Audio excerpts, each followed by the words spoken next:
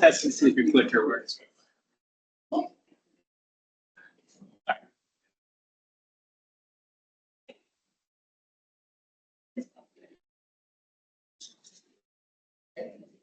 All right. Let's jump back in.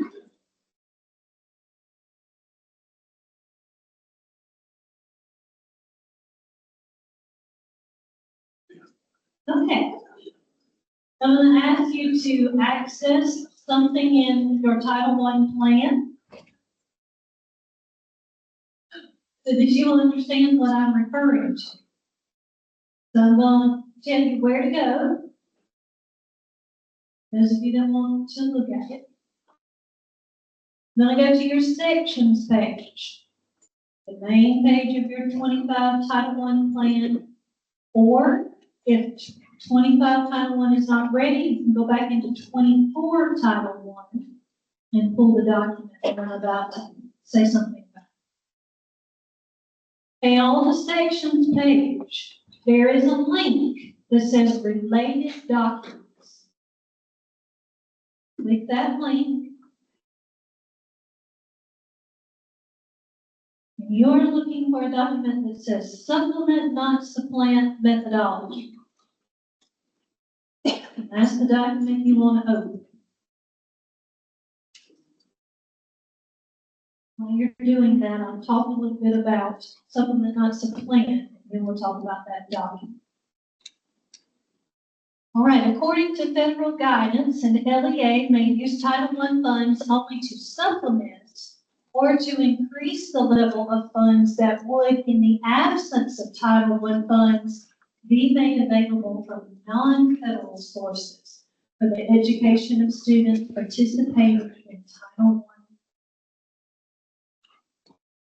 I. Another way to look at supplement, not supplant, is to ask this question. What would districts and schools be required to offer in the absence of federal funding? For example, the state is required to have a defined minimum program for elementary, middle, and high school. The district has to do that, and then federal money comes on top of what they are expected to provide. Title I funds should not be used to meet other federal requirements, such as Title III or IDEA. And the bullet in the middle is the one we're going to look at from GEMS. LEAs are required to submit a neutral methodology to demonstrate that all schools have received their fair share of state and local funding.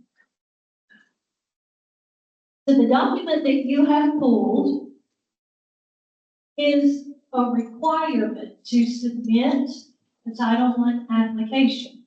So the person before you put it in there, and they wrote some activities in the projects, more than likely around this methodology. So Jennifer, what might that look like? I want you to look at the methodology that's in there.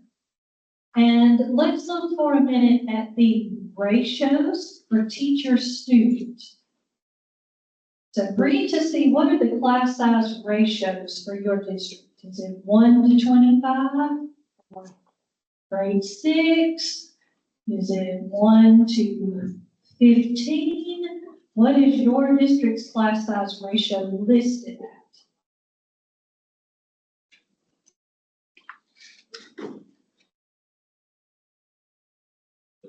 Title I will pay for a class size reduction teacher.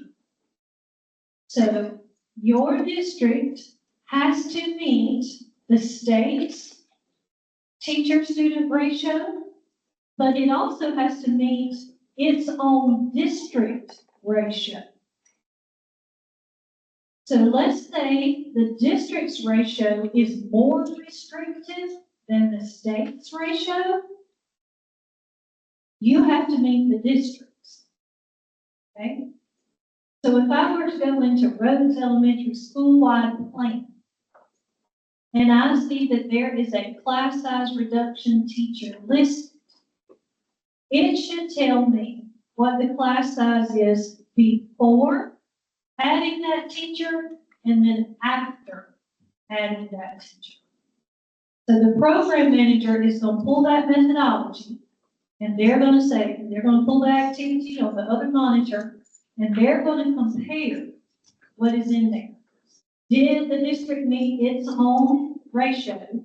And then are we coming on top of that? Okay, a lot of districts will just do the states. They don't have their own. Okay, but that varies from district to district. So we use that document to look at class size reduction in the Title I project based on what the district lists their ratio as. That's one piece of that puzzle. You may also see it describe budgets and such, demonstrating that all the schools receive their fair share of state and local funding. So this is a required document for every district when they submit their Title I project.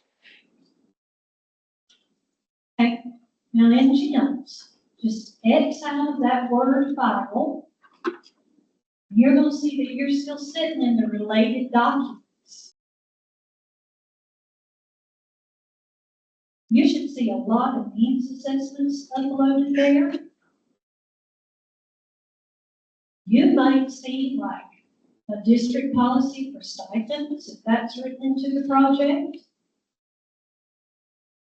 Person before you may have uploaded many things for the program manager on my level to have at their disposal to help them determine allowability within what they're reading. It's a library of sorts.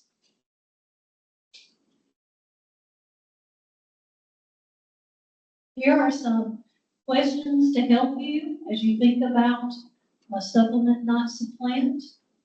The last one is the one that really stands out to me. How was it paid the year before? Okay, if it was paid with state funds the year before, then that could be an issue. Federal to federal is one thing, but state to federal is something else. So these are some questions that will help you as you start reading.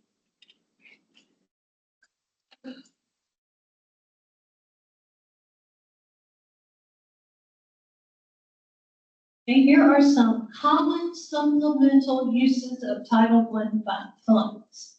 I mentioned the first one already, decreasing class size, providing extra supplies and materials.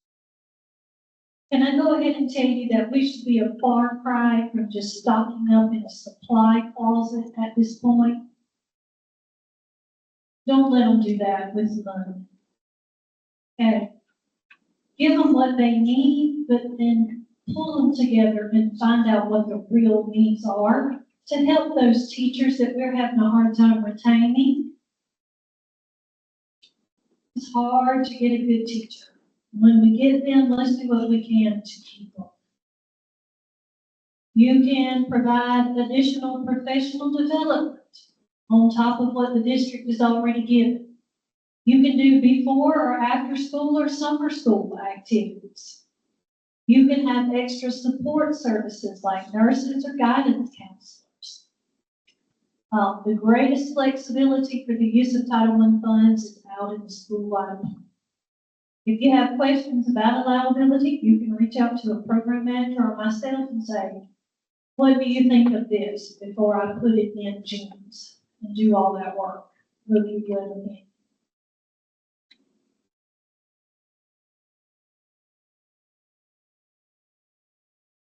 I've talked about some of this already. Tomorrow, Greg is going to get into maintenance of effort with you.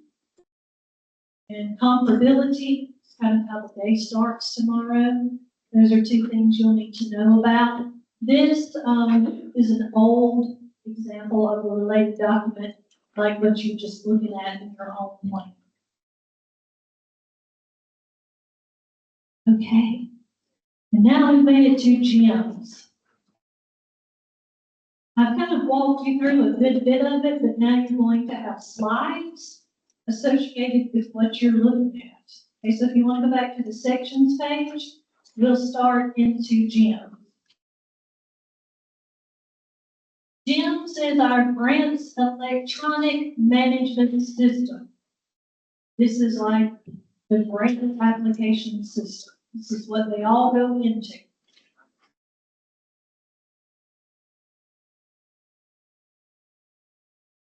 You must have Google or Chrome to use it.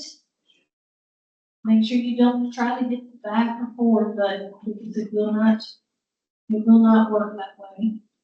I'm not sure why, but it's always been that way.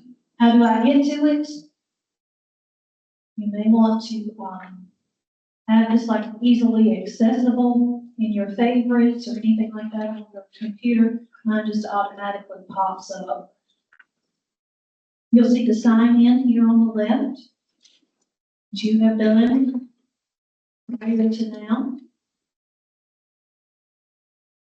If you need to reset your password, there's a forgot password and you can resubmit. Okay, over on the left, this is your navigation menu. So it will start you at the top on the home page, and then it'll show you where to go. Funding, application, there are many resources here. Some of them are specific to other grants, like the Neglected and Delinquent grant has a library that I won't get into today, but this navigation menu over here provides a lot of resources based on the grant that you want to look at.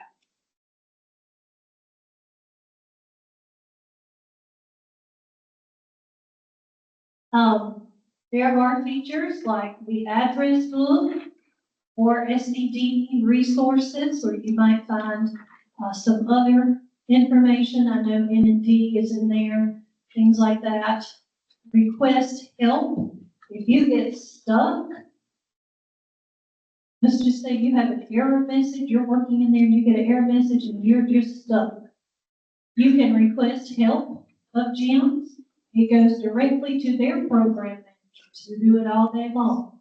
They will help troubleshoot and they will contact you directly to help you out with whatever your troubles you're encountering. It takes a long time for GEMS to time out.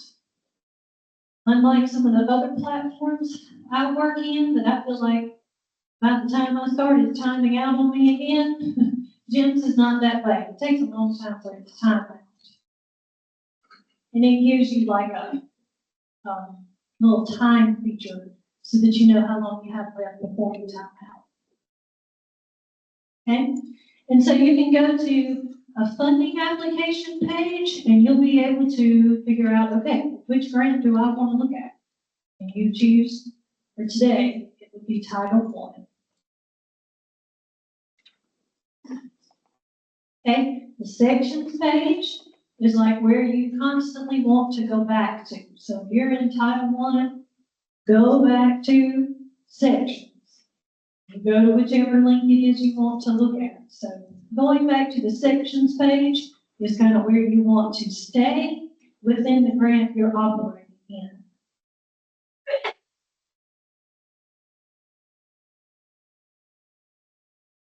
All right, so if you will, go to the sections page and we will walk through the links.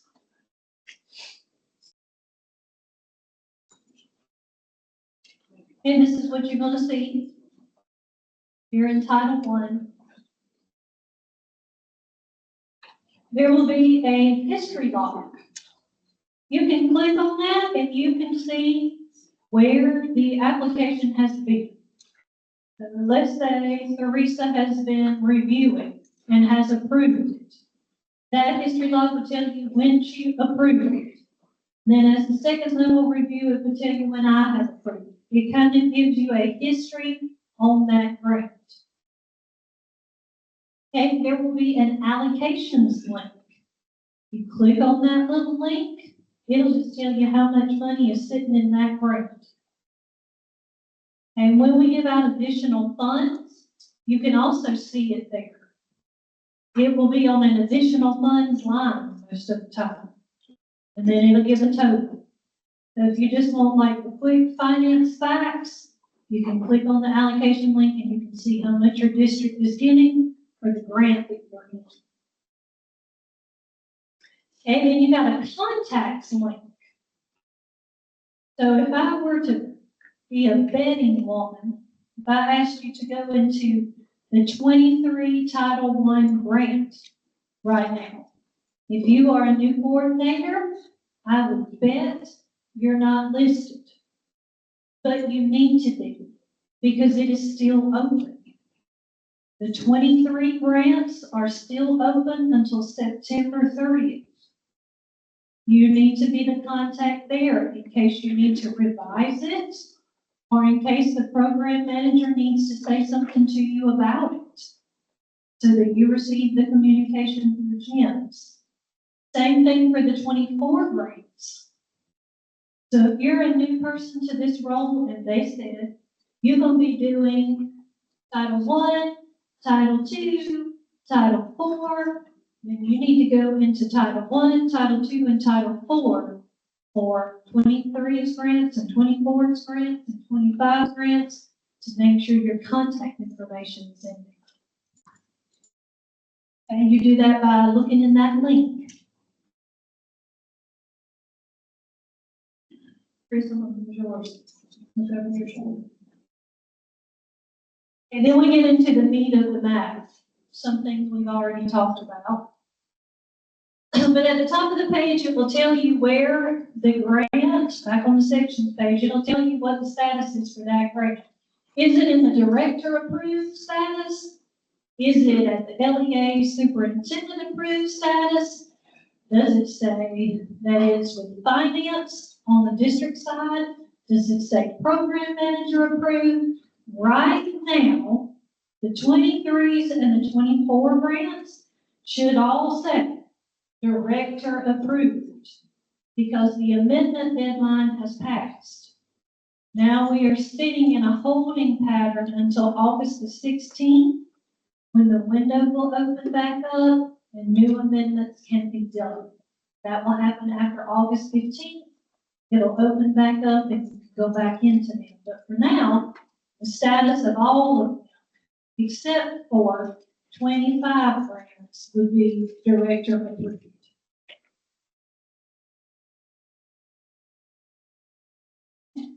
This is what the sections page might look like for Title I. School eligibility, private schools, LEA set-asides, budget, related documents. You'll see the meat of the matter in links right there. You open each one of those. Every link has to be completed before the application can be submitted.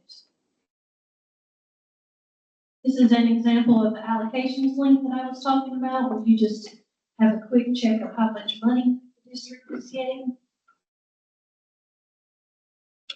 There's the contacts, look at there. No contact listed. That happens more than you will believe, especially with Title V. I don't know what it is about Title V, but I'll be sending messages about gaps, like the budgets are mismatched, and I'll just be waiting. And then I'll be like, well, I hadn't heard from so-and-so, and I'll go and I'll click the contact. There's no contact. And then I'm saying, oh, now I'll have to email on the side. And I hope I remember, because it's much easier to send a comment to you through the GIMS system.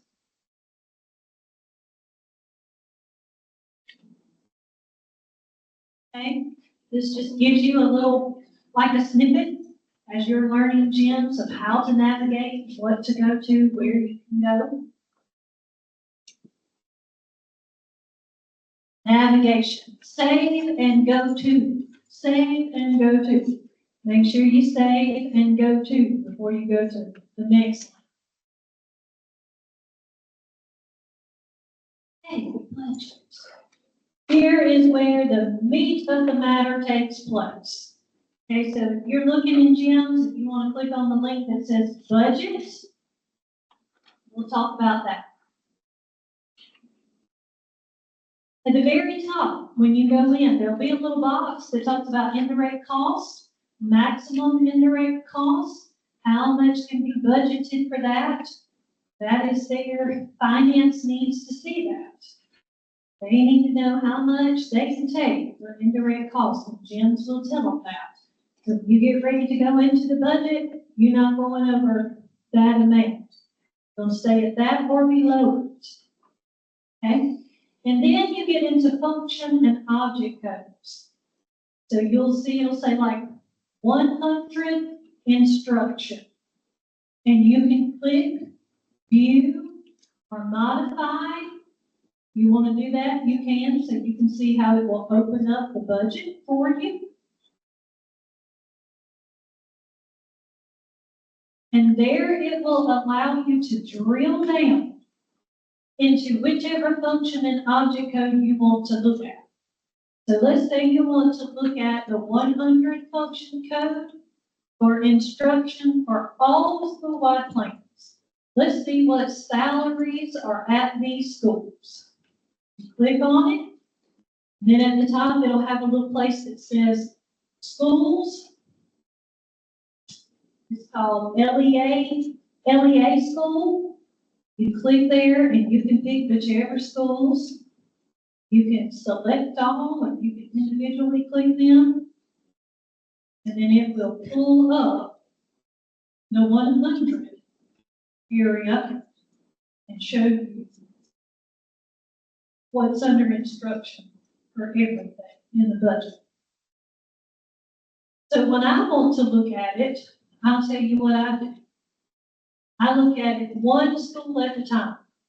So I'm going to look at, let's pull up the needs assessment, and let's pull up Rhodes Elementary.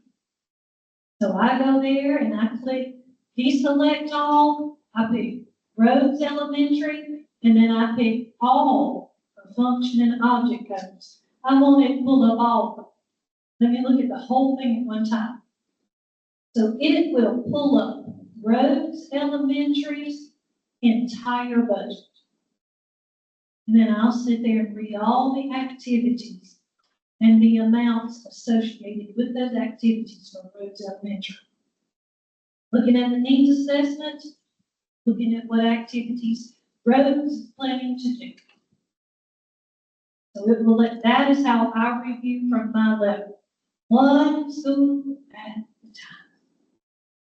And as you are new coming in, I would suggest you read it that way. One school at a time.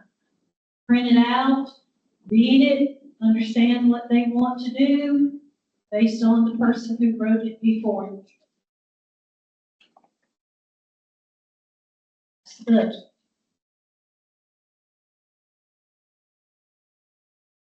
This is what it looks like as you're reading the activities. So when we talk about reasonable and necessary, I'm looking right here at the cost. And then it better not say just teacher. That's before my time. It needs to tell me what kind of teacher. Is it a class size reduction teacher? What were the ratios? What am I dealing with? The narrative needs to give enough information that I can determine allowability and reasonableness of cost. Okay, and that's what you want to do. Read each narrative, each activity. When I say activity, I mean the narrative in this box.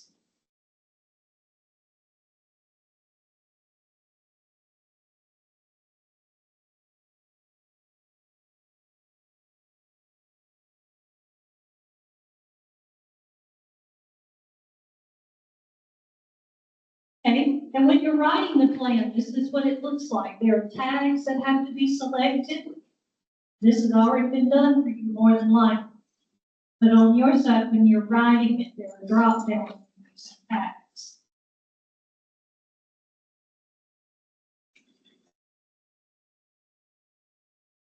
And there's an example of the indirect cost that I was explaining. Okay. Now this is the budget overview. So go to sections, down to the budget overview.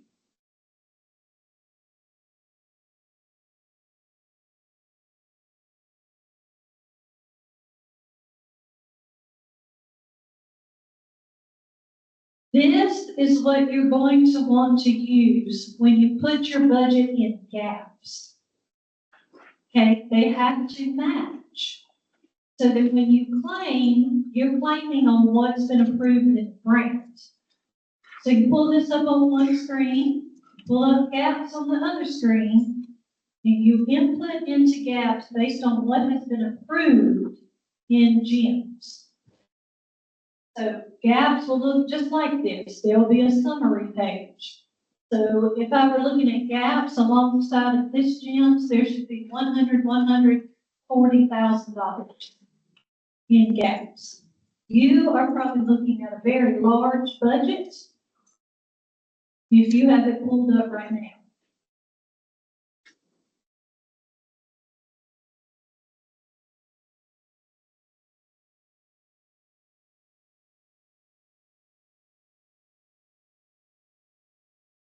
So the budget overview just says where the money is within the project. So when Makisha came on board, we did policies and procedures and strategic plans and all that, and we went into N&D. I said, I would like you to pull up the N&D projects for 24, and I'd like you to go through the budget summaries, and I want you to report back to me what it appears like is paid for most with N&D funding. I already knew, but what do we really use the funding for? A lot of it is 100. Okay, so you can do the same thing. You can get a quick glance. What are we mainly using the funding for Title I? Is it in instruction? Is it in parent and family? Does it look like they budgeted anything for private schools? What's the indirect cost amount for my district? It gives you like an overview of where the money is sitting in that plan.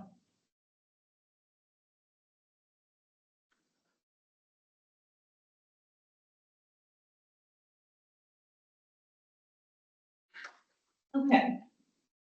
Outside of Title I, the application looks a little bit different. Tomorrow we will get into this. But say Title IV, for example, it has links that do not look like Title I. Title V has links that don't look like Title I because it's based on the allowability of those grants. So tomorrow we'll talk about program details. That is a link that's in Title IV, and it's up here just to say like the program, the sections page can vary depending upon the grant you're looking at. And the related documents. How did these people get these documents in GEMS? Here's a little feature that says upload a new document. You just click that. It'll ask you where you're pulling it from. It's a very easy, simplistic upload process for putting something in the library.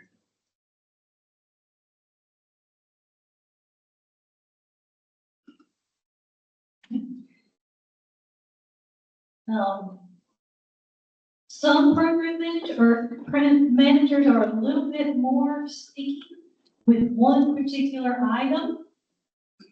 I can't speak for Teresa, but I know Martha likes to see a field trip form in the related documents section. So if she is your program manager and you put field trips in there at all, she's going to ask for that to be in the related documents section. It makes it, she likes the format. It helps her very quickly figure out allowability. But I tell all of them, if you want your district to use our form, you can ask for that. So that is one of the forms that we have that you're welcome to use. We will also talk about transferability tomorrow. There are forms for that. If you're going to transfer funding from one grant to another, we'll get into that. It goes in the related documents section as well.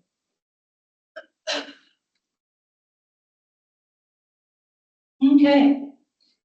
This is a biggie for a new person. If you get ready to amend the grant or to submit a grant, GEMS system will give you validation messages. That means if you've done something that we know, shouldn't be done. Like, let's say that you didn't put enough reservations in parent-family engagement. The system has a validation already in it that it won't let you submit it unless you've met the reservation, right? So how will I find out if I've got an error message? Back on the sections page, there will be a little validation tab at the top, and it'll tell you that you have a message. Okay, so if you see validation with messages underneath it, you click on that and it will tell you, it will say warning or error. You can submit with a warning, but it will not let you submit if there's an error or something. Like if you've over budgeted indirect cost, it's going to produce an error. If you've under budgeted parent-family engagement reservation, it's going to produce an error.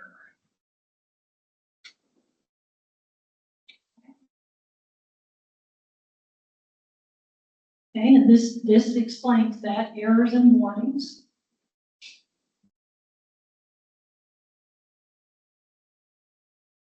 Okay, and this gives you an example of what one would look like. You see that warning is listed in black font, the error is in red. So you'll know I have to fix this to be able to get it to submit.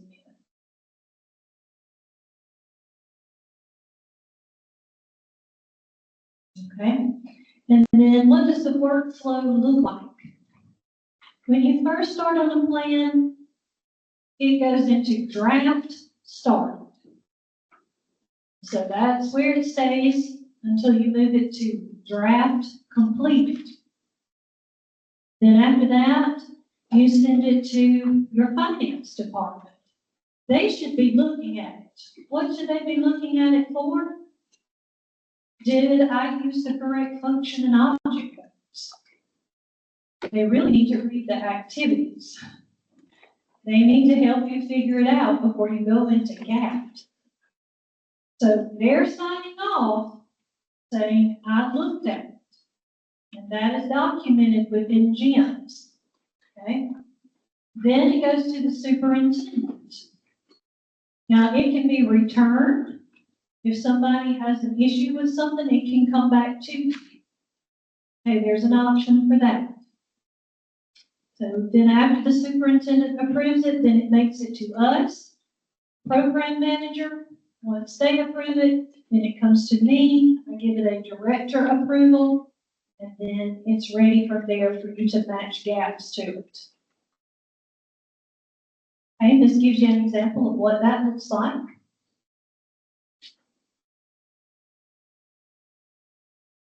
Now, sometimes people will say, well, I'm waiting on y'all to approve it. And then we'll say, it's still sitting with your finance department. Like, you need to look before you say something to me. You know? Like, sometimes finance might say to the federal programs person, like, I'm ready to, where are you? I'm waiting. And it might be sitting with them and they didn't even know it. You have to look and see, where is it? Okay, look on the sections page, it will tell you at the top where it's sitting. This is an example of the history log where we can communicate with each other. There is a comment link on the sections page. As you learn the role, you're not going to want the application to go through the superintendent so many times, right? So sometimes, rather than us, if it's something small, we will send you a comment so that it doesn't have to run through all that processing. I might say, like if it's one thing, I might just ask a question. And then you can comment back to me. You hit create a comment, you type in there what you want to say to me, And then you choose me at the bottom, and it comes to me, and back and forth. And you can see all of that communication within the history log. That is not visible to public users. That's just us communicating with each other. Okay, this is how you do that.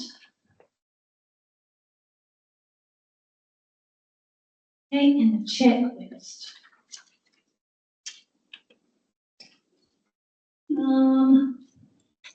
I was trying to think of one that is active, where you can see, most everything is approved right now, but if you go back to the sections page and you look down, it's gonna say Program Manager's Checklist. And if you click on that, this is where the Program Manager and I will say if everything is approved or not, or if it's not approved, we can send it back to you. And it is for most of the links that are on that sections page. So, is the budget considered allowable? We click the drop down, either approved, not reviewed, or not approved. If any of those we deem as not approved, then we save that in the checklist and we return the project to you. So how do you know once the 25 Title I preliminary plan has been reviewed by our office? If it comes back to you, you go into the Program Manager's checklist and read and see what they're asking for. You might be asking for clarification about something, or they might need more information. That is how they will review the plan and give you feedback for it. Okay, this is well outside of one tiny comment. Okay, this holds a lot of data, so it's the Program Manager's checklist that you will go to if the project comes back to you as not approved. Okay.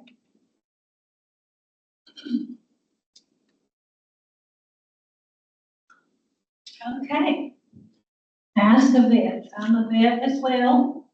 If you have any questions that you're curious about or intrigued about, we're going to take a few minutes and kind of have like an open floor discussion of sorts.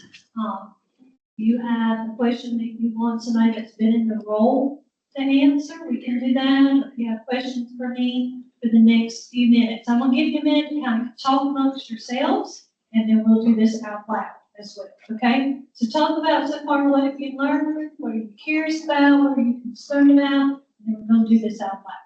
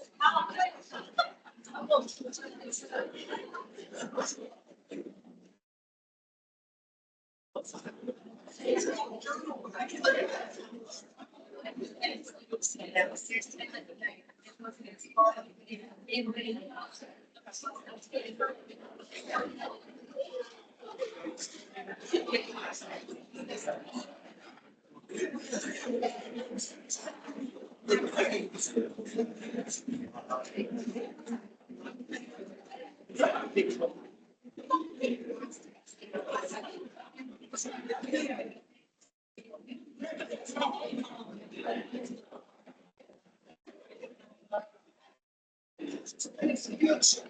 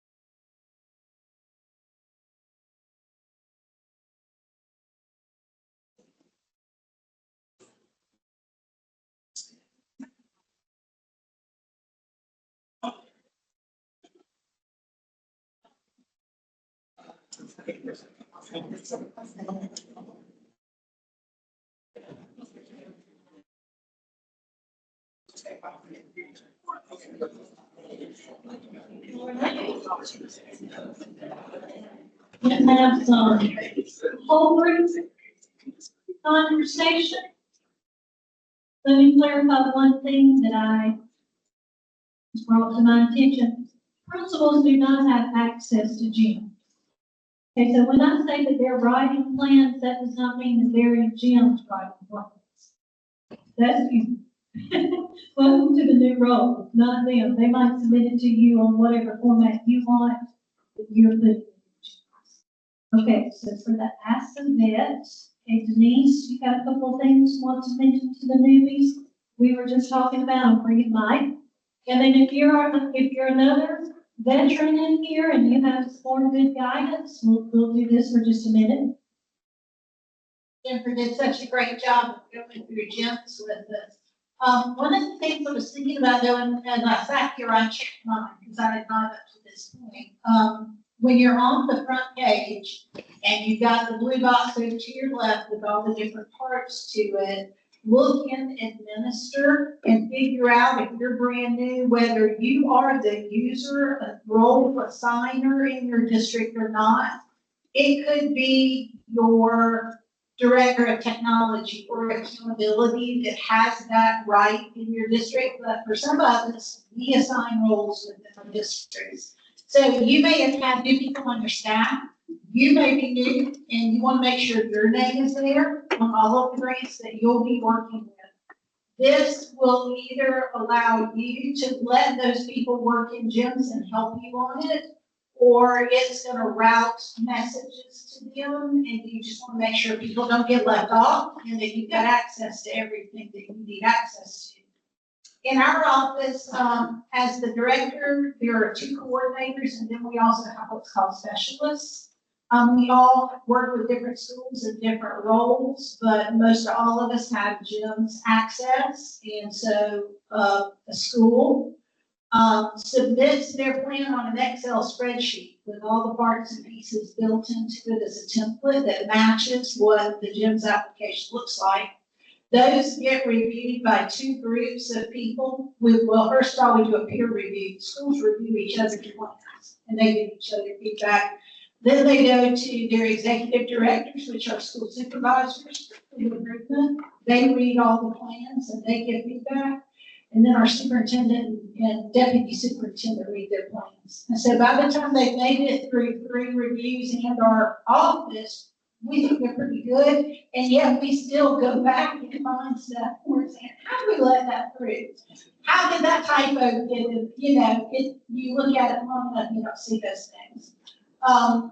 But definitely looking at that. And then if you go to the address book, the address book not only lists the people in your district who should have access, but it's also going to tell you who your contact is at the State Department for every grant you have access to. So you know when it says program administered approved, you go in and you know who the program administrator is. So if you need to ask a question, you can ask that question. You know which director approved it, or which finance person you need to go back and ask questions to. So it's just a really awesome way to make sure that you're communicating with the right people, but it's got to be up to date before it's any good.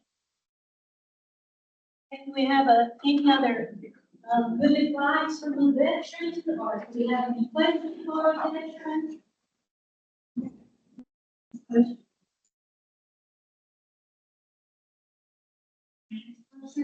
And so when I go in to approve, I didn't get it because I administrator saying I've got to, approve something, but when I'm looking at the, I was asking on here earlier about that because she's my person.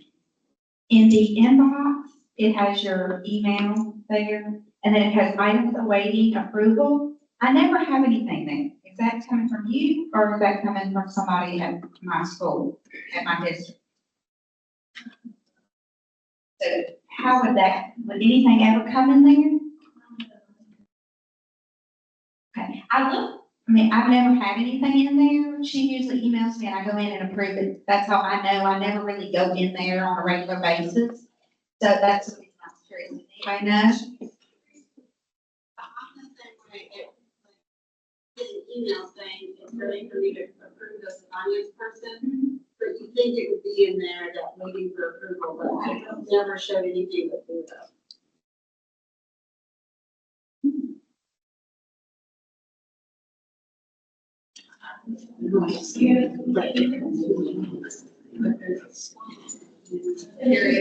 Thank you, guys. Just part of it, how we-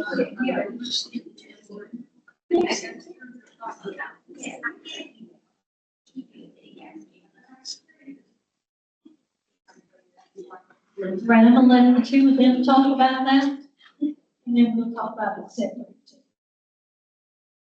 All right, any other questions for a vet, or myself, or program manager? I wore cute shoes today, but I am not tomorrow. A couple of my ladies were under the weather today too. I didn't think I was gonna be standing, so forgive me at this point. Any questions that you have? Let me tell you this. You might feel like this right now. It will be okay.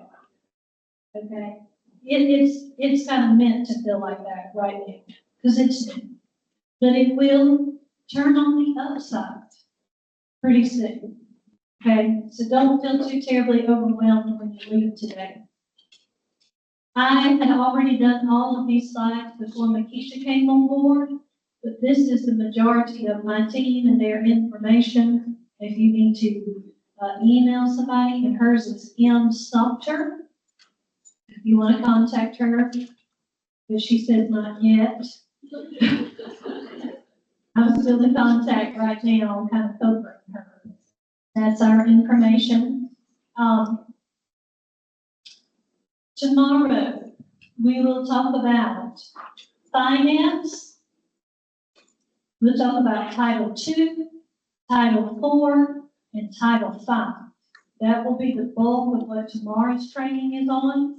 So that will kind of allow you to know like what your role is and if you need to attend tomorrow and what it will be about. I'm gonna let Christy come and give a little plug about the SCADA conference in the fall. Thank you, Jennifer. It's a great day. Appreciate you and our